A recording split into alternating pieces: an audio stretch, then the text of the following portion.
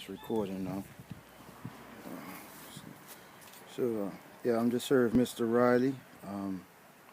Just wanted your opinion on what do you think the PLP has done for Bermuda, and why you think it should remain as government of Bermuda. The PLP and the government should remain after the next election because of what they have accomplished. And if they don't continue, in spite of the utopian promises that have been put by the OBA, it's not going to work. Mm-hmm.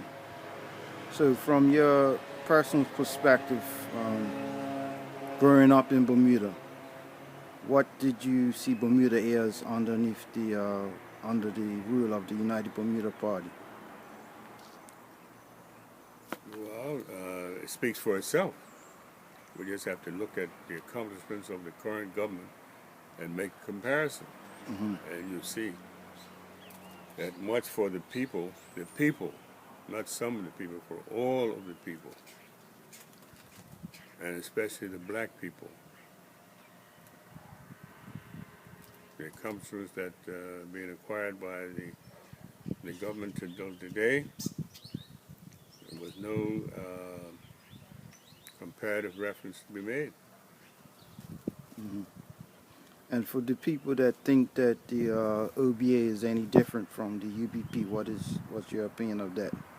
Well, it's a merger between the old and the new. Well, it's old UBP and what's referred to as the new OBA. The main composite of the people, and you have to look at whether it's E.T. Rich's boy, or Crocker, or Dunkley. That's all part of the same past to make up what it's appearing as OBA. And the ideology that comes with them, it's where it's at. So for the younger people that don't quite understand I wouldn't say the history of the PLP, or where the PLP needs to go from here, what message would you give them? Follow the PLP. That's most direct. Follow and appreciate the PLP. And all they have to do for those younger ones, as you refer, get them to check into their parents Mm-hmm. and their grandparents and see what it's all about. Okay. And from your perspective, what you think is the next step for the PLP? Just continue on what they've laid out to pursue and keep going forward. Okay. Any last words you would like to give to the, not last words, but any words you would like to give to the people of Bermuda, especially your peers? Just continue on. Just continue on the avenue that they've always embarked on. Don't change now. Okay. Don't change now. Get the youth to come along and see exactly. Because it's a lot of misinformation, bad information, no real information as such, you know. And if there was, let's say, 2 things you would improve about the PLP, what would that be? 2 things that to improve. Improve. 2 things that you think that over the years the PLP could have improved on. I don't really know what I can say in that regard that they could have improved on. Because all that they've done is it's been improvement. No, not necessarily things are done for the country, but internally as a party or anything of that nature, you know?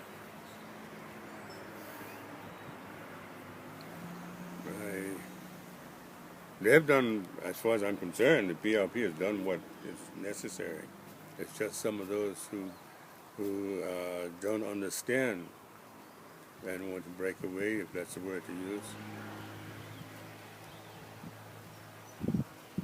Just remember what it was all about in the beginning.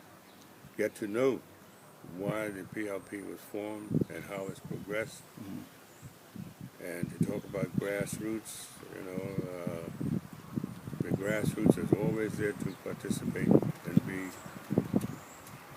be dealt with. Times have changed, the education system has changed. We are no longer what's referred to as grassroots. The PLP is now wearing 2- and 3-piece suits as such, if that makes any understanding. You know, why I ask is because you have, rather it be internally or externally, more so externally, you have persons that would say, maybe for nefarious purposes, would say, oh, well, the PLP isn't the PLP of Freddie Wade's time and Louis Braun's time. And if they could see PLP today, they would be reeling in their graves. And I don't think so.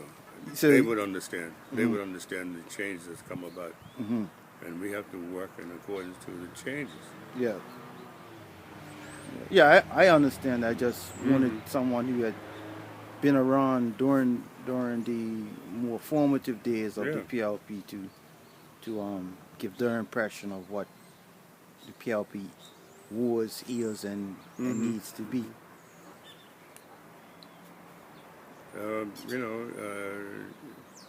People have to understand, I believe, and recognize the changes in times and how things have to change with the times.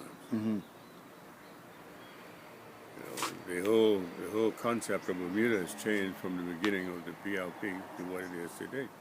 Times when there was absolute denial based on race, and someone was to say today that race is a distraction.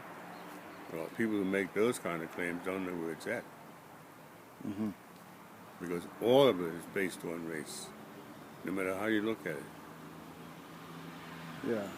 But I think with the younger generation, because they were fortunate enough not to deal with, I guess you say, overt racism, in-your-face racism, they think that it's totally changed from how it used to be, and now they get to go to school with white kids, now they get to marry white people if they want.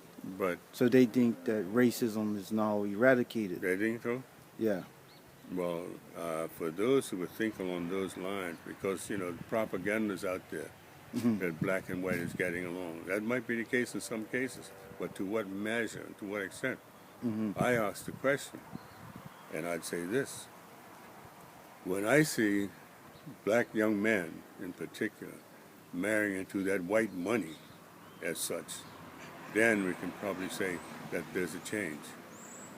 But until we see that, it's just a camouflage. Okay.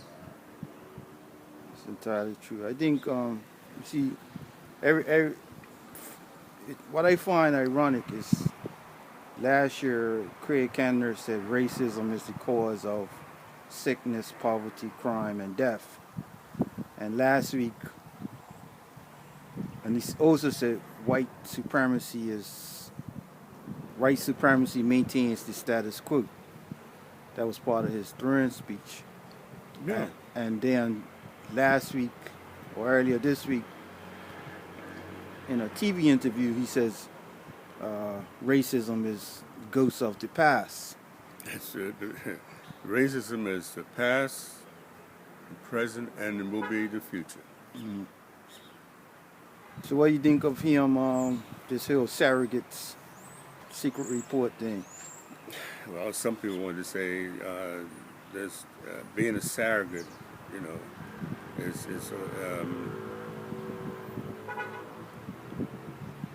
it's to be accepted. It much depends in what sense surrogate is referred and meant about. Because a surrogate can be put in a derogatory position. Sorry, let me clarify. Black surrogate. Black surrogates. Yeah. For convenience. Back in the day, in the formation or shortly after of the UBP, they put out that nice blacks are invited to join the UBP. That what they said, nice blacks? Nice blacks, yeah. What was the definition of nice black? Yeah, exactly.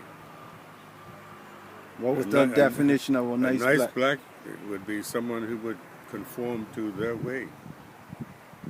And there were some blacks who went over and decided that they didn't want to stay. Mm-hmm. So we come down today, different time. You know, they use different words for the same meaning. Mm-hmm. What do you think of? I don't know if you saw it, but what do you think of Craig Cannon walking out of the walking off of from the press, the Well, media? if that's a demonstration, let's say he became the leader of the country. Mm-hmm. Are we to expect that of him when he's dealing with international dignitaries in other parts of the world Mm-hmm. or heads of states? That at a given time he would decide that things are not going the way he would like, that he would just dismiss himself? Yeah, I think. I mean, the OBA supporters are trying to say, well, he was displaying passion and he's not gonna. Basically, they're trying to say he wasn't gonna take any more nonsense from the media, right? And the media was being biased against him and those sorts of things. The media has a job to do, Mm-hmm. and if you can't understand what their job is and react contrary, Mm-hmm. then consequently, you know, you don't display any diplomacy within yourself. Mm-hmm. That's entirely true. I know that's just that they're trying to put a twist on things, but most people saw it for what it was, you know. Yeah, he in my opinion, you know, acted in a manner that he shouldn't have. He displayed little tolerance. Mm-hmm. So as I say, if he should be the leader, which I doubt and don't expect, if it was such that he was, how are we to appreciate him if he's overseas, wherever he might well be, and behave like that? Can you imagine? Yeah, I, mean, I a couple of times I'm listening to him on the radio, and he do radio interviews, and if he gets a question that he's not familiar with, he's stammering and Mm-hmm. then Yeah. dismissive of the question. I believe, as I said some time back, and I would say this much in this regard too, he is being learned up, and he's not sufficiently learned up yet. Mm-hmm. If he can't be interviewed by an interview person such as Sherry J, you know, where is he? And being learned up, you'll see in this sense surrogates to him at times. Dunkley looking over one shoulder and E.T. Richards over the other shoulder, protecting. Yeah, yeah, and what, in your opinion, do you think we have unbiased media in this country? There is bias. Everyone has bias one way or another, sometime or other. Sometimes it's shown excessively. You know, we can be critical of the media individually, and we can say individually, according to how the media so affects us, that it's bias. And sometimes perhaps it isn't. It's just a question of how I or you or we would interpret what's in front of us. Yeah. But they do come over with a degree of biases, of course. Okay. And what how much of a role you think the radio talk shows play in forming people's opinion? Um, Depending on the radio talk show that one listens to at given times, because they all project different views. Mm-hmm.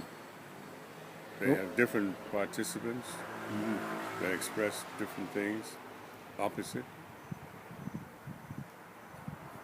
One show, a number of callers would call to express a view that a lot of people would say would be PLP. Another show people would say that show expresses that of the UBP, perhaps. Yeah, why I ask is because I I don't listen to the shows I don't get to listen to them daily, but I see that, or I hear, I should say, there's a pool of maybe 15 to 20 regular callers between the three shows. Sherry J show, Yeah, Everest yeah, DeCosta show, yeah. So Regina Spencer. they all feature different personalities. Yeah. Personalities that feel that they would be heard more on this show rather than another. Yeah. Because there are some who don't call some shows. And there's some who call every show. Absolutely. So Have you, while we're at that, have you ever had a chance to meet the legendary Stormy Norman? I know the fellow, and I have a view of him as well as he has a view of me, which I don't appreciate. Yeah. When I say legendary, I meant, it's I know what you mean. I know what you mean. it's as if this gentleman lives to call the talk shows. Yeah, and he is not always informed to the extent that he ought, according to what he projects. Mm-hmm. Because Yeah. I heard him once make a comment about Warren Buffett and his wealth and the like, and what he should do Mm-hmm. in the U.S. to help the U.S. Yeah. There ain't too many people that have done more than Warren Buffett to help the U.S. on personal levels. Mm-hmm. All right. But there are times when people don't know things and are ready to say things, you got to have some foundation of truth and knowledge and background of understanding. Yeah, and what I find in Bermuda or even worldwide, that people, if they read something from one source, they take that as the gospel. That's important. The source. Right. The source is important. That's very important. Well, I weren't calling any names. No, you didn't But have I to said call that any if they read it. Yeah. People read things, Mm-hmm. and don't know the source from whence it came, and because it might sound right or they appreciate it for what it's worth to their understanding, they think it's all authority. But it could be a propaganda measure. All Just right. put out. Well, I appreciate you taking the time to talk with us. Yeah. So And you're going to do sh- some editing, I'm sure. Yeah, I'm gonna edit it and But let me finalize by saying it this way. For those who have not read the list of what the PLP government has done from inception till now, they will always be in a position to suggest that the PLP hasn't done anything for this country.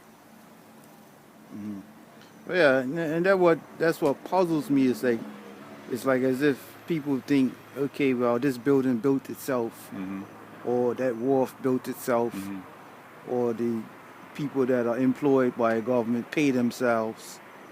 All of that is stimulated And from helps them- somewhere, and helps themselves to the coffers. right? Don't forget to put And one of the other big misconceptions is what this $800 million is unaccounted for. not accounted for doesn't necessarily mean it's not available. And it's not exactly even not accounted for. Yeah. At one point, it was unaudited. Yeah. So they turned unaudited To- into unaccounted for. Which indicates theft or whatever. Right. case So may my be. question is, did somebody really steal $1 billion? Because it's still about 800 million is close to $1 billion, right? Don't you think Scotland Yard would have? Well, to Would have some been here. extent, they've been here. They've been here. Anyhow, people should have all kinds of perceptions and come to conclusions without basis, facts, and foundation and reason. Yeah. And you can put it all in front of them, but they still can't see it. Yeah. All right. Thank you very much, sir. Yeah.